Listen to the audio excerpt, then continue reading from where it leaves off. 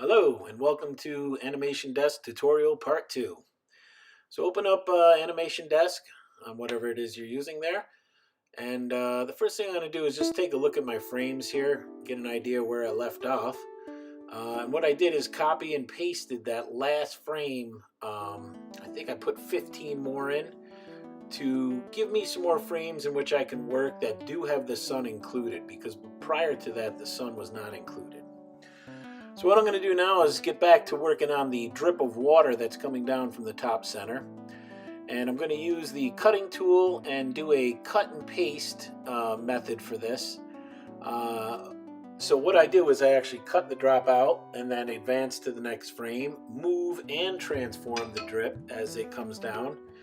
And also, you can see in the end here what I've done is combine that with a little bit of frame-by-frame animation by drawing kind of a blue kind of absorbing water in the snow there.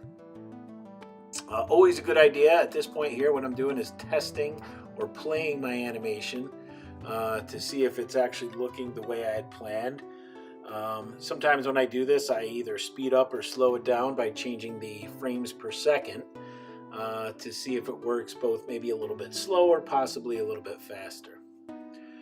So I'm pretty happy with the drip right now, so now I'm going to move on to some hand drawing and frame-by-frame animation within the flower. So what I do here is I'm actually combining this a little bit with the cutting tool. I'm going to cut the flower out, paste it into the next frame, and then hand draw and enlarge the petals on the flower. This saves a little bit of time by copying and pasting parts of the flower that already exist into the frames as you advance, and then basically doing some frame-by-frame animation and drawing within the petals itself, enlarging that flower and maybe changing the look of it. You can see where I've added a little bit of white to the petals. And again, every once in a while, take a little stop, check your work. In fact, what I found there was that I had a little mistake in one of my frames.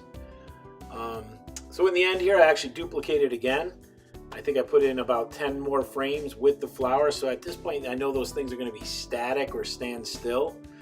And what I'm going to do here is I'm going to do some text that'll kind of advance through in the frames in the animation. So I added the letter S, I advance a frame, add the letter P, advance a frame, add the letter R. And with each advance of frame, I'm actually duplicating. Over there in the toolbar, you do have a duplicate button, which allows me to duplicate the last frame so I don't lose the S that I had done in the previous frame. The result is what you see there, where you actually get the letter getting spelled out, or the word getting spelled out letter by letter. I didn't love my text so much. It was kind of quickly hand drawn. So what I'm doing now is adding some highlights and shadows and working on the text a little bit just in the last frames there. So I did that in the last frame, and what I'll do is I'll copy and paste that a little bit as well so it stays up for a sec. And finally again, there's the finished animation. Of course, I can go back and revise or refine this. I can speed it up, I can slow it down, I can go to certain frames and change things. But overall, I've got 3 objects moving, a little springtime message. Hope you enjoyed it, and thanks for watching.